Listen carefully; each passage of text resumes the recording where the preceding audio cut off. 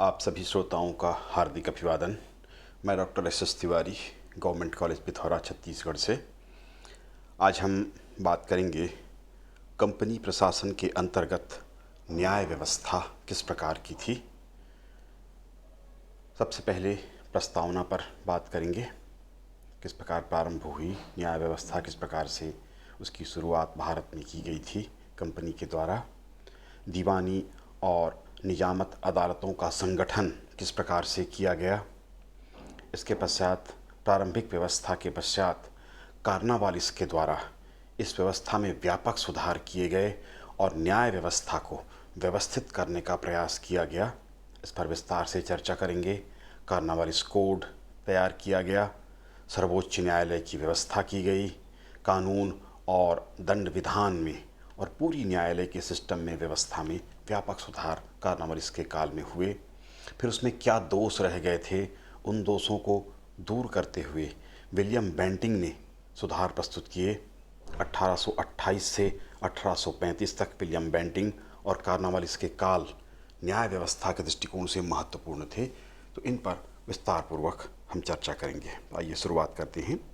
Company के प्रशासन के अंतर्गत न्याय व्यवस्था किस प्रकार की अंग्रेजों ने भारत में स्थापित की थी।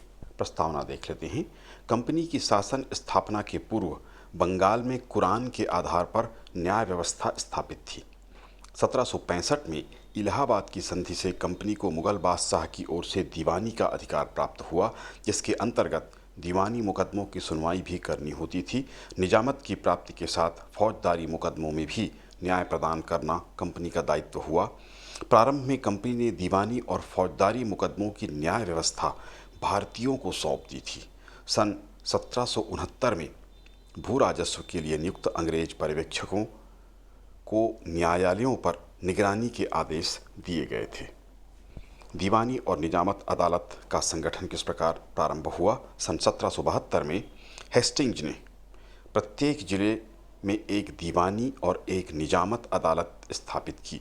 दीवानी अदालत में भूमि, कर, ऋण, लेन देन, अनुबंध, जायदाद, उत्तराधिकार, धन, संपत्ति, विवाह आदि से संबंधित मुकदमों का प्रकरण लिया जाता था। इस अदालत का अध्यक्ष जिले का अंग्रेज कलेक्टर होता था। जिले की निजामत अदालत में चोरी, लूट, हत्या, मारपीट, जालसाजी, डाका डालने आदि के मुकदमों पर न्याय होता था। जिले की निजामत फौजदारी अदालत का प्रमुख काजी हुआ करता था। दूसरी व्यवस्था थी मेयर की अदालत कोलकाता में। कोलकाता में निवास करने वाले यूरोपीय लोगों के लिए, यूरोपीय वासियों के लिए मुकदमों को सुनने के लिए और न्याय करने के लिए वहाँ पृथक से मेयर की अदालत स्थापित की गई थी या उसकी व्यवस्था की गई थी। सदर दीवानी एवं सदर निजामत अदालत। जिले के दीवानी और निजामत अदालतों में निर्णय के विरुद्ध अपील सुनने के लिए कोलकाता में सदर दीवानी अदालत और सदर निजामत अदालत की स्थापना की गई थी। कोलकाता काउंसिल का अध्यक्ष गवर्नर इस सदर दीवानी अदालत का अध्यक्ष होता था और सदर निजामत अदालत का अध्यक्ष न्यायाधीश या नायब निजाम नामक अधिकारी हुआ करता था, जिसे बंगाल का नवाब नियुक्त किया करता था। सुप्रीम कोर्ट की स्थापना की गई। रेगुलेटिंग एक्ट के द्वारा सन 1774 में बंगाल, बिहार और उड़ीसा के लिए कोलकाता में सुप्रीम कोर्ट या सर्वोच्च न्यायालय की स्थापना की गई। इसमें एक मुख्य न्यायाधीश और 3 अन्य न्यायाधीश होते थे। इस न्यायालय को कंपनी के कर्मचारियों और अधिकारियों के विरुद्ध मुकदमे सुनने और निर्णय देने का अधिकार था। भारतीय नागरिकों की अनुमति से उनके विरुद्ध भी मुकदमे की सुनवाई की जा सकती थी सुप्रीम कोर्ट में।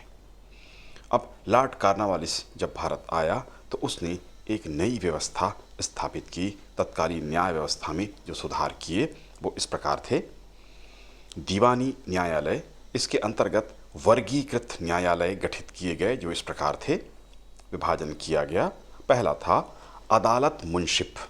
हर जिले में सबसे छोटे दीवानी न्यायालय, जिसे अदालत मुंसिफ कहते थे, स्थापित किया गया। इस न्यायालय में 50 रुपए तक के मुकदमे सुने जाते थे। भारतीय रजिस्ट्रार का न्यायालय। अदालत मुंसिफ के ऊपर भारतीय रजिस्ट्रार का न्यायालय होता था, जो 200 रुपए तक के मुकदमों के विषय में निर्णय कर सकता था। जिला दीवानी न्यायालय भारतीय रजिस्ट्रार के न्यायालय के ऊपर जिला दीवानी न्यायालय या मुफस्सिल दीवानी अदालत स्थापित की गई। नीचे के न्यायालय की अपील इसमें सुनी जा सकती थी। जिला दीवानी अदालत को 1000 रुपये तक के मुकदमे को सुनने का अधिकार प्राप्त था। इसके बाद प्रांतीय दीवानी न्यायालय हुआ करते थे। जिला दीवानी न्यायालय के ऊपर एक प्रांतीय दीवानी न्यायालय स्थापित किया गया। ऐसे 4 प्रांतीय दीवानी न्यायालय स्थापित किए गए थे। कोलकाता में, ढाका में, मुर्शिदाबाद में और पटना में इनकी स्थापना की गई थी। प्रत्येक प्रांतीय दीवानी अदालत में 3 अंग्रेज न्यायाधीश और उनके अन्य भारतीय परामर्शदाता होते थे। प्रांतीय दीवानी न्यायालय को जिले दीवानी न्यायालय के विरुद्ध अपील सुनने का अधिकार था और 50,000 रुपये तक के मूल्य के मुकदमों को सुनने और निर्णय देने का अधिकार प्राप्त था। सदर दीवानी अदालत प्रांतीय दीवानी अदालतों के ऊपर कोलकाता में सदर दीवानी अदालत थी। यहाँ गवर्नर जनरल और उसकी काउंसिल के सदस्य न्यायाधीश बनकर न्याय करते थे और मुकदमे सुनते थे। न्यायिक निर्णय उनके द्वारा दिया जाता था। यह अदालत किसी भी मूल्य के मुकदमों को सुन सकती थी। इसके निर्णय के विरुद्ध अपील केवल इंग्लैंड की प्रिवी काउंसिल में हो सकती थी। अब हम फौजदारी न्याय की व्यवस्था, न्यायालय की व्यवस्था के बारे में देखेंगे। पहला था जिला कलेक्टर या मजिस्ट्रेट। जिला कलेक्टर छोटे छोटे फौजदारी मुकदमों को सुनने और अपराधियों को दंड देने का कार्य करता था। दूसरा था जिला फौजदारी न्यायालय। हर जिले में जिला फौजदारी न्यायालय स्थापित किया गया था। इसमें अंग्रेज न्यायाधीश नियुक्त होते थे। जिले के कलेक्टर को भी छोटे फौजदारी मुकदमों को सुनने और दंड देने का अधिकार दिया गया था। चौथा था 4 प्रांतीय सर्किट फौजदारी न्यायालय स्थापित किए गए प्रांतीय स्तर पर। कोलकाता, मुर्शिदाबाद, ढाका और पटना में प्रांतीय फौजदारी न्यायालय स्थापित किए गए। प्रत्येक के द्वारा फौजदारी न्यायालय में 2 अंग्रेज न्यायाधीश हुआ करते थे। यह न्यायाधीश अपने क्षेत्र में जिले का दौरा करते थे। निश्चित समय में वहां रहकर अपना न्यायालय लगाकर मुकदमे की सुनवाई करते थे और निर्णय देते थे। यह अपनी अधीनस्थ जिलों के फौजदारी न्यायालय के निर्णय के विरुद्ध अपील भी सुनते थे। इनका सदर निजामत अदालत की स्वीकृति के बाद अपराधी को मृत्युदंड देने का अधिकार भी इनको प्राप्त था। सदर निजामत अदालत प्रांतीय फौजदारी न्यायालयों के ऊपर कोलकाता में सदर निजामत अदालत की स्थापना की गई थी। वहां गवर्नर जनरल और उसकी काउंसिल के सदस्य न्यायाधीश के रूप में न्यायदान करते थे। उस समय अंग्रेजी राज्य में फौजदारी मुकदमों का यह सर्वोच्च न्यायालय था। सदर निजामत अदालत प्रांतीय फौजदारी अदालतों के निर्णय के विरुद्ध अपील सुन सकती थी। यह सदर निजामत अदालत पहले मुर्शिदाबाद में थी। कार्नावालिस ने इसे मुर्शिदाबाद से कोलकाता स्थानांतरित कर दिया था। सर्वोच्च न्यायालय कोलकाता में स्थापित था और यह मुख्यतः यूरोपीय व्यक्तियों के मुकदमों को सुनता था और निर्णय देता था। भारतीयों के मुकदमे भी इसमें उनकी सहमति से सुने जा सकते थे। इस प्रकार सर्वोच्च न्यायालय की व्यवस्था कोलकाता में थी। कानून और दंड विधान दीवानी मुकदमों में हिंदुओं के लिए हिंदू कानून और मुसलमानों के लिए मुस्लिम कानून का उपयोग होता था। फौजदारी मुकदमे में मुस्लिम कानूनों के अनुसार न्याय होता था। कुछ समय बाद मुस्लिम कानून के अंग भंग के क्रूर दंड को निरस्त कर दिया गया था और उसके स्थान पर जेल की सजा निर्धारित कर दी गई थी। कार्नावालिस के द्वारा कार्नावालिस कोर्ट स्थापित किया गया जो महत्वपूर्ण था। कार्नावालिस ने व्यापार, प्रशासन और न्याय संबंधी कानून को पृथक पृथक कर उनका एक संग्रह बनवाया जो कार्नावालिस कोर्ट के नाम से प्रसिद्ध हुआ। न्यायाधीशों के वेतन में वृद्धि की गई। इस काल में न्यायाधीशों के वेतन में वृद्धि की गई ताकि न्यायाधीश भेंट, उपहार एवं रिश्वत प्राप्त न करें। जेल की स्थिति में सुधार किया गया। इस काल में जेल की व्यवस्था में सुधार किया गया। कच्ची जेल को पक्का बना दिया गया। बंदियों को धर्म और स्त्री पुरुष के भेद के अनुसार बंदी गृहों में अलग अलग रखने की व्यवस्था की गई। इस तरह जेल व्यवस्था में व्यापक सुधार किया गया। न्यायिक सुधार के जो किए गए थे इसमें कौन कौन से दोष रह गए थे, कमियां रह गई थी। इन सुधारों के फलस्वरूप निजी कानून और धार्मिक कानून का स्थान धर्मनिरपेक्ष कानूनों ने ले लिया और विधि की सर्वोच्चता को स्थापित किया गया। पर इससे न्याय बहुत महंगा हो गया। स्टाम्प पेपर के प्रयोग से न्याय और भी अधिक महंगा हुआ। न्यायालय का कार्य बढ़ गया और फैसला सुनाने में अधिक समय लगने लगा। एक मुकदमे के सुनने और निर्णय देने में एक व्यक्ति की पूरी आयु तक चली जाती थी। इतना लंबा मुकदमा चलने लगा। इसके अतिरिक्त अब मुकदमों का निर्णय ऐसी प्रणाली से होता था जिससे जनता पूर्णतया अपरिचित थी। इस प्रणाली से भारतीय परिचित नहीं थे। इससे निर्धन न्याय प्राप्त नहीं कर सकते थे। भारतीयों की अपेक्षा अंग्रेज न्यायाधीशों की नियुक्तियां अधिक की गईं। इन्हें भारतीय रीति रिवाज और परंपराओं की जानकारी कतई नहीं थी। इससे मुकदमों की अवधि अधिक बढ़ गई तथा निर्णय में भी अनिश्चितता आ गई। बेंटिंग के द्वारा इन दोषों को दूर करने का प्रयास किया गया था। अब हम देख लेंगे बेंटिंग के द्वारा किए गए सुधार 1828 से 1835 तक। पहली बात थी प्रांतीय अपील और दौरे न्यायालय का अंत। इस समय न्याय विभाग में विलंब, अपव्यय और अनिश्चितता के दोष आ गए थे। अपील और दौरे के न्यायालय में मुकदमों के निर्णय के लिए अत्यधिक समय लगने लगा था। मुकदमों की लंबी अवधि तक खींचे जाने से मुकदमे में लगे लोगों को भारी धन का व्यय करना पड़ता था। इसलिए बेंटिंग ने प्रांतीय अपील और दौरा न्यायालय को समाप्त कर दिया। इसके अधिकार मजिस्ट्रेटों और कलेक्टरों को हस्तांतरित कर दिए गए। प्रांतीय राजस्व मंडल भी भंग कर दिया गया। आगरा में सर्वोच्च न्यायालय की स्थापना की गई। आधुनिक उत्तर प्रदेश एवं तत्कालीन उत्तर पश्चिमी प्रांत में आगरा में सर्वोच्च न्यायालय स्थापित किया गया। अभी तक कोलकाता में सर्वोच्च न्यायालय था। यहाँ से कोलकाता के सर्वोच्च न्यायालय में अपील करने जाने में अधिक समय और धन का अपव्यय होता था। इसलिए विलियम बेंटिंग ने जनसाधारण की सुविधा के लिए और अविलंब न्याय उपलब्ध कराने के उद्देश्य से आगरा में सर्वोच्च न्यायालय स्थापित किया, जिससे दीवानी और फौजदारी मुकदमों की अपील सुनी जाती थी यहाँ पर और उन पर निर्णय आसानी से उपलब्ध होता था। इलाहाबाद में सदर दीवानी और सदर निजामत अदालत। उत्तर पश्चिमी सीमा प्रांत में न्याय की पर्याप्त सुविधा उपलब्ध कराने के उद्देश्य से इलाहाबाद में दीवानी मुकदमों की अपील के लिए सदर दीवानी अदालत और फौजदारी मुकदमों की अपील के लिए सदर निजामत अदालत की स्थापना की गई, ताकि इस क्षेत्र में से ज़्यादा दूर तक यात्रा न करनी पड़े। फौजदारी न्याय के अधिकारों का हस्तांतरण। पहले फौजदारी मुकदमों में न्याय करने का अधिकार सेशन जज का होता था। अब इस अधिकार को सिविल जज को हस्तांतरित कर दिया गया तथा अब सिविल जज को जिला जज, जिला न्यायाधीश कहा जाने लगा। उनकी सहायता के लिए सहायक न्यायाधीशों की नियुक्तियां की गईं। भारतीय न्यायाधीश कंपनी की सेवा में पहली बार न्याय विभाग में भारतीय न्यायाधीशों की नियुक्तियां की गईं। मुंसिफ और सदर अमीन भारतीयों को बनाया गया। भारतीय न्यायाधीशों की 3 श्रेणियां बना दी गई थीं: डिप्टी मजिस्ट्रेट, सबॉर्डिनेट जज और प्रिंसिपल सदर अमीन। उनको निश्चित धनराशि तक के मुकदमों के निर्णय का एकाधिकार दे दिया गया था। सर्वोच्च श्रेणी के भारतीय न्यायाधीश का वेतन पहले 500 और बाद में 750 रुपये प्रति माह कर दिया गया था। इस तरह से उनकी वेतन में भी वृद्धि की गई थी और अधिक वेतन उनको प्राप्त होने लगा था।